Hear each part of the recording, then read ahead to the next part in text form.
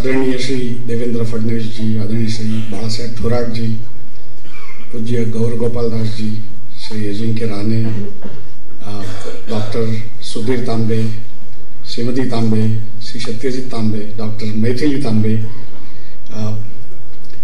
सुश्री बहन यशोमती ठाकुर, अमरीश भाई, उल्लास जी और प्रवीण दरेकर जी, और हॉल में बैठे हुए सभी गणमान्य व्यक्ति। मैं यहाँ पर अर्बन और अर्बनाइजेशन के एक्सपर्ट के रूप में नहीं हूँ, लेकिन सत्यजीत के दोस्त के रूप में हूँ। हमारे दोनों के बीच में करीब 20 साल का अंतर है, लेकिन दोस्ती काफी है। करीब 15-16 साल पहले उन्होंने, मैं उस समय कहीं और नौकरी करता था, रिलायंस में, तब उस समय उन्होंने मुझे कहीं से उन्होंने सुना होगा कि ये ज्ञान ज्यादा देता है, और वो आजीवन विद्यार्थी है, तो उस हिसाब से मेरे पास आया कि भाई आप हमें बताइए क्या क्या करना है। और ऐसे जो ऐसे विद्यार्थी होते हैं जो ज्यादा ही उत्सुक होते हैं, तब से हम दोनों का परिचय है। और कई बार मुझे लगता था कि ये जो लड़का है वो पॉलिटिशियन होने जा रहा है, और उसको इतनी उत्सुकता क्यों है। सब जो हम बोलते हैं, I am more like an academic, कोई प्रोफेसर की तरह बात करता हूं, तो कि हर बार क्यों आते हैं। कई ऐसा नहीं कि अकेले आते हैं, कई बार दूसरों को लेकर भी आते हैं, और उसके बाद दूसरे लोग आना छोड़ देते हैं।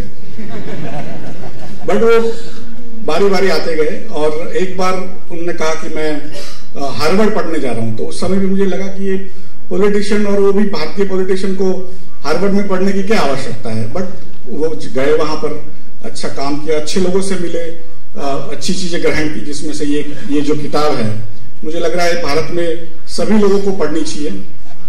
क्योंकि जो शहरीकरण है वो कई दशकों से भारत में चल रहा है।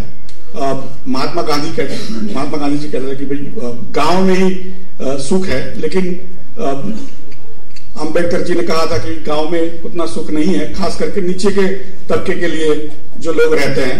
और मैं भी यही मानता हूं कि जो शहरीकरण भारत में होता है उसका दो कारण है। एक तो ये कि रोजगार के लिए लोग आते हैं, सुविधाओं के लिए लोग आते हैं, बट दूसरा जो महत्वपूर्ण कारण है वो ये भी है कि लोग सम्मान के लिए आते हैं। छोटे तबके के लोगों को गांव में सम्मान नहीं मिलता, उनके ऊपर ज्यादा अत्याचार होता है। जबकि शहर में आ गए, हम सभी साथ में सेम ट्रेन में जाते हैं, उनको और हम में कोई खास अंतर नहीं रहता है। तो मुझे लग रहा है कि ये जो सम्मान का शहरीकरण है उसके ऊपर हमने बहुत ज्यादा ध्यान नहीं दिया है, और खास करके राजकीय पक्षों ने, आज सभी राजकीय पक्षों के नेता बैठे हुए हैं, तो मुझे लग रहा है कि हमें उसके ऊपर भी, वो शहरीकरण के ऊपर भी ध्यान देना है कि जो सम्मान एक हर नागरिक को दे पाए।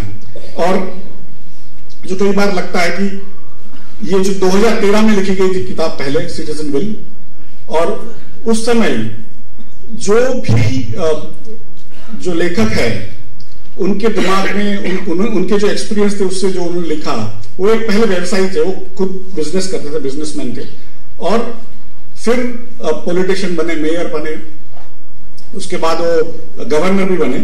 और उनके जो आइडियाज थे, एक एंटरप्रेन्योर के दिमाग में अलग अलग आइडियाज आते हैं, उस हिसाब से उन्होंने कहा कि जो टेक्नोलॉजी को और पॉलिटिक्स को मिला करके कैसे शहरी जनों को कैसे और सुविधा प्रदान की जाए, उनके साथ कैसे टच में रहे, उसके ऊपर ये किताब उन्होंने लिखी।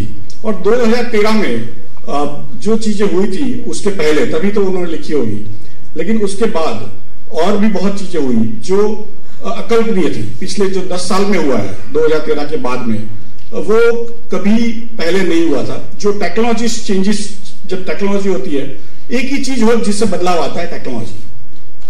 बाकी जो चीजें होती है उसके इर्द गिर्द घूमती है। समाज भी टेक्नोलॉजी से बदलता है। तो पिछले 10 सालों में जो टेक्नोलॉजी से भारत ने प्रगति की है, कई बार हमें लगता है कि जहां पर हार्ड इंफ्रास्ट्रक्चर होता है, जहां बड़े महल होते हैं, बड़े एयरपोर्ट होते हैं, बड़े हर चीज बड़ी होती है, हर चीज भव्य होती है, वो ज्यादा विकसित सोसाइटी हम कहते हैं। लेकिन उसको मैं हार्ड इंफ्रास्ट्रक्चर कहता हूं। जहां पोर्ट्स हो, एयरपोर्ट्स हो, रोड्स हो, बहुत बेहतर रोड्स हो, उसको हार्ड इंफ्रास्ट्रक्चर कहते हैं। पिछले 1000 सालों में वो हार्ड इंफ्रास्ट्रक्चर की बोलबाला थी। लेकिन एक सॉफ्ट इंफ्रास्ट्रक्चर आया पिछले 10 सालों में, कि जहां पर जो दिखता नहीं है लेकिन जीवन को अद्भुत बना देता है। जो चीज हम फिजिकल कर सकते थे वो लॉजिकल कर देता है। जैसे कि पहले मीटिंग करते थे तो मीटिंग करने के लिए जैसे हमको साथ में मिलना पड़ता है, अच्छी बात है, लेकिन आज वीडियो कॉन्फ्रेंस के द्वारा हम लॉजिकल मिलके भी मीटिंग कर सकते हैं। वैसे जैसे कई बार मैं एग्जांपल देता हूं अकबर बादशाह का, कि अकबर के पास नवरत्न थे, उसको जब म्यूजिक सुनने की इच्छा होती थी तो तानसेन प्लस 50 म्यूजिशियन को बिठाना पड़ता था। आज हमारा मोबाइल निकाले और ऐसे तानसेन जैसे 1000 लोगों को सुन सकते हैं अपनी मर्जी से, और हर आदमी सुन सकता है। तो जो अकबर को पॉसिबल था आज उससे 100 गुना, उसके 1000 गुना हम सबको पॉसिबल है। और वो जो 10 साल में पिछले हुआ है, खास करके भारत ने उसमें अग्रेसर भूमिका ली है। जो जनधन आधार मोबाइल हुआ, उसके बाद जो सीपीसी हुआ, centralize processing centre income tax का, जीएसटी हुआ, ऐसी कई चीजें हुई जो डायरेक्ट बेनिफिट ट्रांसफर हुआ, वो विश्व में कहीं नहीं है। तो सॉफ्ट इंफ्रास्ट्रक्चर जो जिसके पास हार्ड इंफ्रास्ट्रक्चर होते थे, जैसे सत्यजीत दादा ने बताया कि जर्मनी वगैरह अपने आप को खड़े किया आफ्टर सेकेंड वर्ल्ड वॉर, हमने पिछले 10 साल में अपने आप को एक अलग राष्ट्र के रूप में डाला है जो हमें खुद को पता नहीं है। हमारे समाज ने उसको यूज किया है लेकिन खुद को अपनी शक्ति का अंदाजा नहीं है। विश्व में कहीं कोविड नहीं है। कोविड नाम की जो व्यवस्था हमने खड़ी की पिछले लिटरली 2 महीने में, वो विश्व में कहीं नहीं है। और 120 करोड़ जनता को उसका अपॉइंटमेंट मिले वैक्सीन का, और उसको 2 वैक्सीन मिले, और कहीं पर भी जाके उसको दिखा सके, उसको क्यूआर कोड के जरिए आप बेसिकली उसको दिखा सकते हो, उसमें कोई गलत चीज नहीं हो सकती है। ऐसी कोई सुविधा विश्व में कहीं नहीं है। यूपीआई की सुविधा हुई, पेटीएम आप करते हो, आप गूगल पे के द्वारा करते हो, अमेजोन पे, कहीं कोई ऐसी व्यवस्था नहीं है। चाइना हमसे आगे गिना जाता है आज, लेकिन चाइना से हम 3 गुना व्यापार यूपीआई से करते हैं। स्टॉक एक्सचेंज भारत में जो 1994 में 1994 में हमने लगाया था, आज करीब 30 साल, 1992 में एनएसई की रचना हुई थी, आज 30 साल हमने उसका संपन्न किया हुआ है। तो उसमें आज करीब 1200 से 15 करोड़ ऑर्डर 6 घंटे में आते हैं, 6 घंटे 15 मिनट में। 1 घंटे में 200 करोड़ ऑर्डर आते हैं। रिस्पॉन्स टाइम 100 माइक्रोसेकंड का, 1 सेकंड में 10 लाख माइक्रोसेकंड होता है। 1 सेकंड के 10,000वें भाग में हम आपको रिस्पॉन्स देते हैं। 200 करोड़ ऑर्डर पर आवर आते हैं, उससे 100 गुनी अपनी क्षमता है। एक दिन में 120 करोड़ ट्रेड होते हैं 6 घंटे में। ऐसी कई चीजें जो है, जो भारत आज सॉफ्ट इंफ्रास्ट्रक्चर में बहुत आगे है।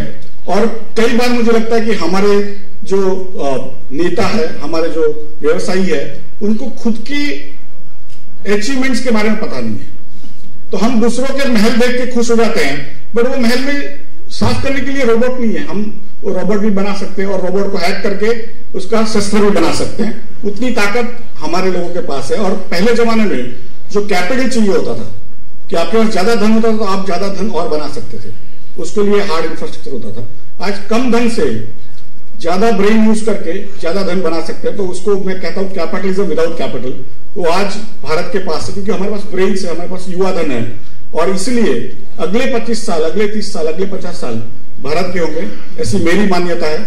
और वो सिर्फ टेक्नोलॉजी के माध्यम से होगा। जो सॉफ्ट इंफ्रास्ट्रक्चर है उसमें आज भारत विश्व में अग्रेसर है, आगे भी रहेगा, जो हम सब साथ में मिलकर काम करें। कई बार हमें लगता है कि हमारे नेता काम करें, हम बैठ के खाते रहे, ये बात नहीं होगी। हर सिटीजन को, हर नागरिक को उसके साथ काम करना पड़ेगा। इसलिए ये जो सिटीजन विल की जो कल्पना है, एक दूसरे का साथ लेकर के, ट्रांसपेरेंसी देकर के, एक दूसरे से विचार विमर्श करके जो आगे बढ़ना है, साथ में मिल करके। और जो शहरीकरण जो हो रहा है, वो एक तरह से लोग वापस गांव में जाने वाले नहीं, एक बार चख लिया तो यही रहने वाले हैं। और उसके अंदर क्या क्या सुधार कर सकते हैं हम, उसके लिए हमें भी अपना दिमाग भी लगाना पड़ेगा। सैन फ्रांसिस्को से जो किताब आई है, अच्छी बात है, उसका भी हमें अनुसरण करना है, उससे जो अच्छी चीजें लेनी है। जो हमने सीखा है, उन्होंने कभी देखा नहीं है, उससे भी हमें आगे जाना है। उसके साथ आप सभी को और खास करके सत्यजीत दादा को, सभी मंच पर आसीन व्यक्ति को मेरा धन्यवाद, अभिनंदन। जय हिंद, जय भारत।